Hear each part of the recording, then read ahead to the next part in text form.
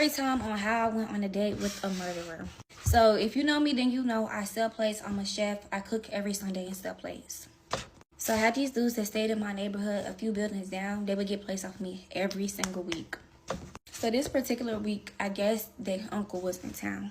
So my assistant had brought their orders out and came back up and was like, hey, it's somebody that want to see if you got any additional food left. Go talk to them. Normally, I don't go down there to talk to people, but I'm like, okay, cool. So it was the dude uncle. He see me, and the first thing he said, he like, is you on the menu? You fine. Like a little comment like that. And I'm looking like, you cannot be for real right now. So he ended up placing the order and getting the food. And I ended up having to leave out to run to the store. As I'm running to the store, he stops and he was like, that food was good. Like, you know, you can cook. I really want to get to know you. Sweetie, you're beautiful. You're this, that, and the third. And I really wasn't going for it. I was really brushing him off. Come back for part 2. Part 2 on how I went on a date with the murderer. When I give my plates out, I put business cards in a bag, and I guess he got my business number from the bag and texted me a picture of himself and was like, I really want to get to know you, sweetie, blah, blah, blah, blah, blah. So I'm still like curving him at this point. So the next day come, and I was going to look at my mailbox or whatever. So he outside, I guess on the balcony, he see me. He like, hey, sweetie, still trying to talk to me. He like, can I get a second of your time? Literally walks all the way down and comes and talks to me. He like, I really want to get to know you. Let's go get a drink. If you know me, you know I don't drink. Not really. So I'm like, I don't drink, but we can go get food. You feel me? One thing I'm real big on, y'all, is I don't get in people's cars. Like, if a dude want to come get me on the first date, that's a no-no. And I don't let people in my car. He was from out of town. I don't know if I said that. So I guess he was staying in a hotel, but he didn't drive. So he was like, okay, let me get in your car and we can go together. And I'm not thinking nothing of it because literally the place we was going was 4 minutes away from my house. I'm like, okay, cool. So we get to the place and we sit at the bar and I'm getting down to the nitty gritty. I'm trying to get to know him. I'm like, how old are you? Do you have kids? Have you been married? What do you do for work? You know, I'm asking what you're supposed to be asking. And he just kept saying, I'm just trying to spend some time with you. I'm only here for 2 more days. I want to get to know you. Literally like that. So I'm just looking at him like, what? So he ends up telling me I'm on parole. I'm not even supposed to be here right now. The fuck? So yeah, so he tells me, oh yeah, I'm on parole right now. I'm not even supposed to be here. I just did 10 years in prison. So I'm looking like, what you was in prison for? He said murder, supposedly. Fuck you mean supposedly? If you did the 10 years, nigga, ain't no supposedly. But then this man tells me that he got 5 kids. He working real estate, flipping houses. So I asked him, like, how old is your youngest? And he said 7.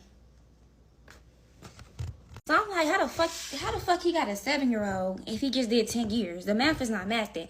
So you're probably married and y'all was doing the visits. You feel me? While you was locked up. That's the only thing that's making sense. I ain't no dummy. I'm like, fuck no. Like, this shit is, take me the fuck home. So the whole time he kept trying to insinuate that I was coming back to his hotel with him. And I kept making it clear, no, I'm not. He kept trying to get me to drink. So I already see what the vibes was on. I'm like, yeah, fuck no. Then I think once he finally got to the point where he realized that it's not happening. I'm not going to your room and I'm not drinking.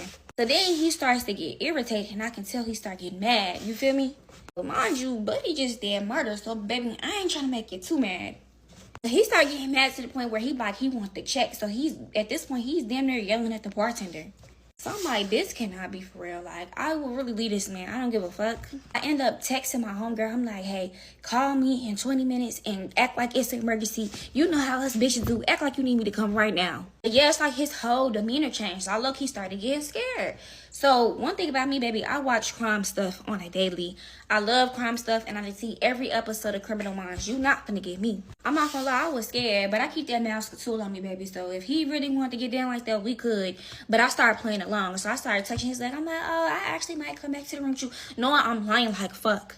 Leave, you know, it's time to go. I'm gonna drop you back off at your nephew shit. And you feel me? I'm gonna go back to my shit and get it back. Mind you, I told my homegirl to call me. So Heaven called me right in time, like, where you at? I need you. It's an emergency. You feel me? I had her on speaker so he could hear it. So we finally get back to my neighborhood. I dropped him off at the building he was supposed to be at, and I start driving towards my building. Why the fuck do I see this man start walking towards my building? And I'm big on vibes and spirits. I can pick up when a vibe is not right. So I started to get scared. So I just sped the fuck off. I'm telling Heaven, like, girl, I'm finna come to your house because she stayed right down the street. So it took me like 3 minutes to get to her house. I get to her house and this man is calling my phone back to back. So she picked up my phone and she like, stop calling her. And then we like blocked him. Mind y'all, I didn't even know this man first and last name. So what I ended up doing, I had his number. I put his number on Cash App. I found his first and last name and I had to dig and find out like everything because I'm like, ain't no motherfucking way. I found an article. He had got locked up literally 10 years ago for murder. And he definitely was not supposed to be in the state that he was in because when you on parole, you can't leave the state. Well, let me stop lying. I don't know if you can, but I'm almost positive you can't. Yeah, he was just giving me psychopath vibes. Like, something in my spirit was telling me that man was crazy. And I'm so glad I'm very spiritual because God was telling me, like, yeah, cut it. And he ended up following my business page like 2 weeks later. And he does, in fact, have a wife and all of them damn kids. And it was too many red flags. And I can't blame nobody but myself because why would I go on a date with that man anyways? Like, you feel me? I just be doing shit, but I never do it again.